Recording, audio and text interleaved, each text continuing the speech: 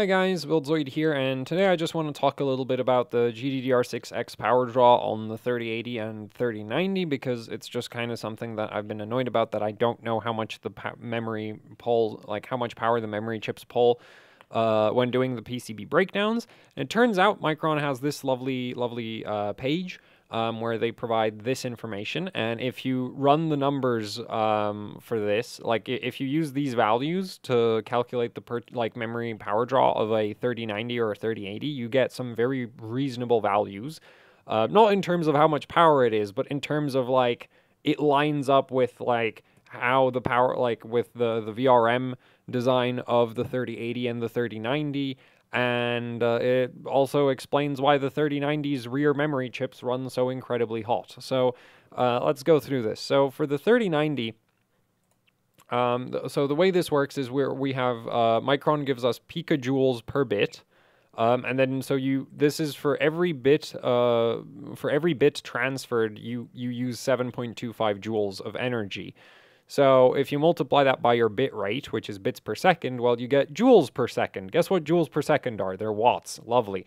But the thing is, you also don't move one bit at a time. You move if you have a 3090, you're moving 384 bits at a time. And if you have a 3080, you're moving 320 bits of data at a time, each transfer. So The math is you go 7.25 times 19.5 for the 3090 times 384, and y apparently what was it, 7.25 times 32 times 19.5. We get this number right here. 7.32. Yeah, we get this number right here. And then you divide that by 1,000. Wait a minute. No, that's too low. 384.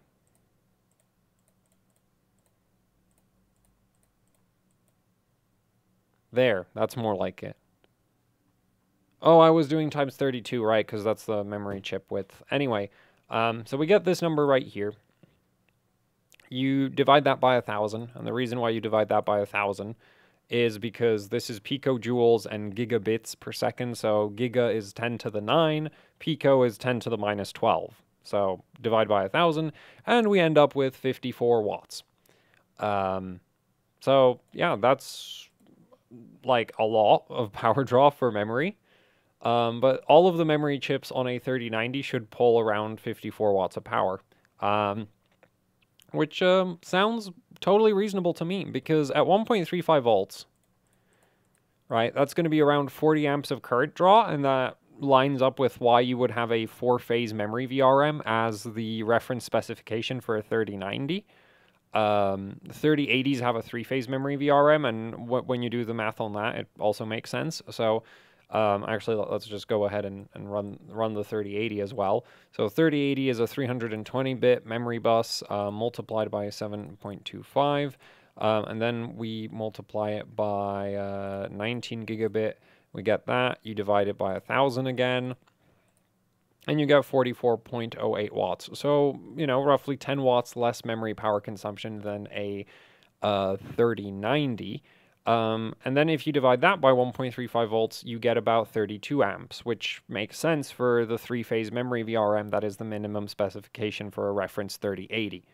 I've not seen a 3080 with less than 3-phase memory power, and 10 amps per phase is a very reasonable amount of sort of power to, it's, yeah, around 10 amps per phase. Actually, this is more like 11, but that's still basically the same thing. That's a reasonable amount of power, or more like reasonable amount of current to run through each phase if you want to still have good efficiency. So yeah, these numbers, basically, I'd say these values that we just got, the 55 watts for the 3090 and the 44 watts for the 3080, they are probably spot on for stock operation, because the values just seem to line up too well as far as I'm concerned. There's obviously going to be some error in that, but it should be pretty close. And then, of course, if you're this is not factoring in VRM power losses, so this is output power, not input power. to the memory VRM, but yeah, that's fine. Anyway, but this is its stock. So let's do a little bit of overclocking, shall we? So for overclocking, basically, let's say you overclock the memory on your 3090 to 22 gigabits per second, which I don't think is really a thing very regularly for 3090s. Like if we look at the review from Tech Power up here, where do they top out? They top out at 1345. Which, to get that into effective speed, you have to multiply it by 16, which doesn't make any bloody sense, but yep, that's, like, I really don't know why, like, that is like 16 times data rate, but anyway, we're gonna, so that ends up being about 21.5 gigabit per second. So you go 21.5, divide it by your 19.5, and you get this value right here, which is 10%. So you can multiply your stock power draw by that, and you get about 60 watts, which is like, yeah, that's, because the thing is, power draw generally scales linearly with clock speed. So this is a really simple way to predict the, like, overclocked power draw. So it should be about 60 watts when you overclock the memory to 21.5 gigabit. If you overclock it all the way to 22, it doesn't really make that much of a difference. You end up with this. No, I want to multiply by 55, and you get about 62 watts. So not really a huge difference. Now, let's say we overvolted the memory from 1.35 volts to 1.5 volts. So we get this. We square that. And then you multiply your 55 by that, and we get the 67. Now, we could also multiply it by a frequency increase. So let's say the extra voltage did make it run 22 gigabit. So we're going to do that. So there you go. That's your 22 divided by 19.5. So we're just going to multiply it by that 1.128. And we end up at around 76 watts of power draw. As far as I'm aware, though, GDDR6X doesn't really scale with voltage. So, like, doesn't scale with voltage, as in it doesn't clock significantly higher if you raise the operating voltage. Certainly not up to 1.5 volts, from what I've heard. I've heard some reports that, like, if you go to, like, around 1.4, it might clock a little bit better. But anyway, without a card in hand, I can't verify any of that. But this should be pretty close. This should be, like, this calculation I've just done here, I would expect it to be within 10% of what you would actually end up with. And 10% is a kind of a big margin, but good enough as far as I'm concerned. Anyway, so that's kind of the, like, this is what I'd consider the upper limits of how much power the GDDR6X would pull, and that's at 1.5 volts. So it's not actually that much more current. It's just 50 amps instead of 40 amps. So yeah, not a huge difference. Now, the other thing is a lot of people complain about the 3090's memory running insanely hot. And it's like, sure, but that's because half of the memory chips are on the back of the card. So you have 27.5 watts of heat getting dumped into a literal flat plate, right? Because it's called a back plate, not a back heatsink or a rear heatsink. It's called a back plate because it's a plate. It's flat. It's got, like, no surface area. So the fact that the memory on 3090s runs really hot is, like, that's because you're not really doing anything to cool it. Like, I don't know what you all expect. Like, you're not going to deal with 27.5 watts of heat using a flat plate. At least not without going, like, close to 100 degrees or over that, potentially, depending on just how bad the airflow is, how high the ambient air temperature is. You know, there's a bunch of variables. Obviously, if you test in a 40 degree, like, if your case is internally at 40 degrees, your memory chips are going to be absolutely roasting compared to somebody else who's running, 20 degrees 20 degrees air temperature on a test bench. So, yeah, that's kind of like, yeah, the memory runs hot, but that's not because it's pulling, like, it's not like it's pulling some absolutely stupid amount of power. And 55 watts of power is a lot of power for a memory system, like, for just the memory chips, because this isn't including the memory controller. So that's still, like, it's a lot of power, but it's like, the thermal issue is more like, just like, well, the plate, a literal plate. Like, what do you expect it to do? Um, so, like, there's passive PCIe cards with, like, freaking, which I think they're mostly rated around sort of 50 watts, but they have, like, proper heat sinks on them. Not like you don't try to cool those with a... So... Yeah, actually consider a laptop CPU or something like that. Or, well, actually a 27 watt VRM is going to quite happily run in sort of the roughly 100 degree range, depending on how large the heat sinks are and how much airflow you have. So, and again, like a lot of VRMs will still, like a lot of VRM heat sinks, they might be mostly artistic, but they'll still have more surface area than a literal flat plate. So... the memory temperatures are mostly down to the, as far as I'm concerned, it's mostly down to the fact that, like, it's a plate. Like, it's not a heat sink. It was never a heat sink. Well, it's more like a heat spreader, if anything. So, yeah, so the memory temperatures are just kind of, like, it's not because the memory is pulling, like, 50 watt, like, it's not like the back memory chips are pulling 50 watts or something. It's just, like, there's not enough surface area to cool them with. Anyway, what I find more interesting about the power delivery between a 3090, like memory power delivery between a 3090 and a 3080 is the capacitor configuration. Because, like, as we just calculated, there's not actually that much of a power draw difference, right? Like, it's 55 watts on a 3090 and it's about 44 watts on a 3080.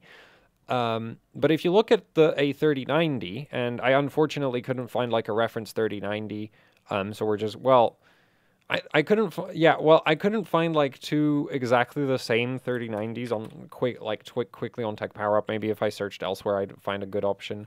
I didn't want to use these because, yeah, no, I don't want to use this. Though it does still kind of show the difference that I wanted to show, but we're just going to go with the Gaming X trio here. So what I find really interesting is, like, so there's not actually that much of a power draw difference, right? It's only 10 watts, around 10 watts.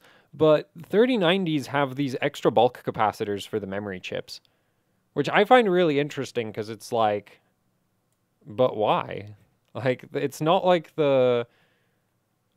Like, this is a lot more bulk capacitance, because each of these is 220 microfarads, and there's, like, how many do we have? So we have 2 over here, then you have 2 over here, so that's, now we're at, like, 880 microfarads. Then this one over here, that's 1,000 microfarads. So that's 1,000 microfarads extra, right off the bat. And then if you look at the back of the card, you've got another 2 over here. Those, I think, are the same. Let's see, where's the 3080? Actually, no, those are also missing on a 3080, right? Like, there's no extra caps over there. They are present on the front, but not on the back. So, yeah, 3090s have, like, a lot of extra capacitance on their memory rail compared to 3080s. And I just find that kind of interesting, because it's like, but why? Like, the power draw, the increase in the power draw, I wouldn't think this would be necessary. Then again, I've never had to actually design a power delivery system for a GPU, but it's just kind of like, it doesn't seem like there should be that much of a difference. Like, either, though I guess it might be because 3090s ship with 19.5 gigabit stock memory clock, whereas 3080s run 19 gigabit stock. So maybe it's just like, yeah, we need the extra filtering because we're running the memory chips faster. Which makes me wonder, like, could you get better overclocking out of 3080s by adding a bunch of extra bulk capacitors? Because what's also interesting is, like, look at all the freaking, like, massive, you know, capacitor pads that they have behind every single memory chip, and they're all unpopulated. It's like, yeah, I wonder if populating those would do anything. I really wish we had a 3090 12 gig card. Because the other thing with the 3090 that's worth pointing out is, like, well, so on a 3080, right, because you only have memory chips on one side, you can have the capacitors directly behind the memory chips, which is great because it means you can put the capacitors really close to the power and ground pins of the memory chips, right? Whereas on a 3090, you can't do that because where you'd like to put capacitors, you've got more memory chips. So 3090s have all of the little capacitors just sort of jammed up against around the edge of the memory chips over here, which is probably suboptimal for power delivery. Because like the whole reason you use these really, really small capacitors is because they've got really low ESLs. And then it's like, and so the further away you put them from the chip, the less effective they are. So yeah, that's kind of one thing I've been wondering. Like that's just sort of random things that I've been wondering about with 3080s and 3090s. Is just like I really wish we had a 12 gig 3090, because from an overclocking perspective, a 12 gig 3090 should just be better than a 424 gig 3090, for so many reasons. Like for one thing, the probability of you having a terrible memory chip goes down if you just have less memory chips. Right? Like the chip quality, like the at the same time, it sort of actually increases the card to card variance, right? Because if cards are shipping with 12 memory chips instead of 24, well, if you've got 24 memory chips, it's very likely, like it's more likely that at least one of the chips is going to be terrible compared to a card that's shipping with only 12 chips, where you might get lucky and all 12 chips are really, really good, though that's kind of unlikely, but at least you won't have a really awful chip amongst the 12, right? So, and then if a board partner actually wanted to bin the memory chips for memory free, like for quality, then it makes life so much easier because you don't have to bin 24 of them, you just bin 12. So yeah, I really think a 12 gig 3090 would just be awesome. It's like, I don't know, like, and honestly, I would be willing to pay the same price as a like 24 gig 3090 because I don't need the extra VRAM. Give me better power delivery. Thank you very much. But yeah, so that's basically all I really wanted to talk about in this video, is just sort of the power draw of the GDDR6X, which, as far as I'm concerned, these like going with these values from Micron makes perfect sense. Right, like 55 watts on a 3090, that sounds completely reasonable. 44 watts on a 3080, that sounds completely reasonable. That's of course not including the MSVDD rail, but the MSVDD rail powers like a bunch of memory related stuff. Like I think it powers like caches and stuff in the core. So yeah, I've actually had it confirmed that it is actually powering like primarily the lower portion of the GPU core, but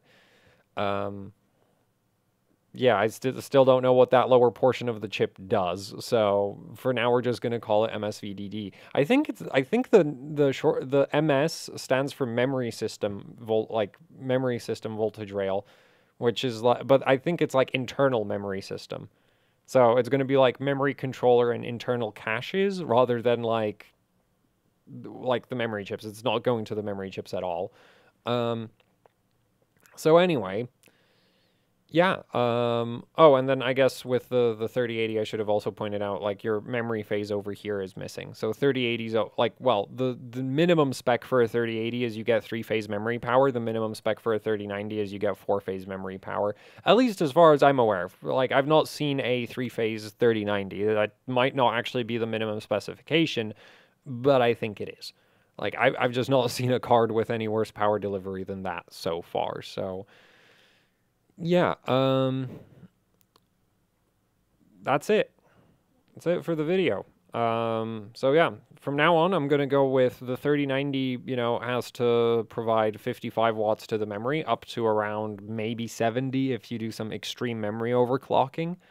And the 3080 only has to provide around 44, maybe up to 60. Right? So yeah, anyway, hopefully this was somewhat useful and interesting. So thanks for watching. Like, share, subscribe, leave any comments, questions, suggestions. Actually, don't leave suggestions because they're terrible. But comments and questions, go for it. And if you'd like to support what I do here with the channel, I've got a Patreon. There's a link to that down in the description below. Then there's also the AHOC Teespring store where you can pick up shirts, stickers, posters, you know, the usual YouTuber merch. Both the Patreon and Teespring help out immensely with running the channel, so it would be much appreciated if you'd check them out. And yeah, that's it for the video. Thanks for watching, and goodbye.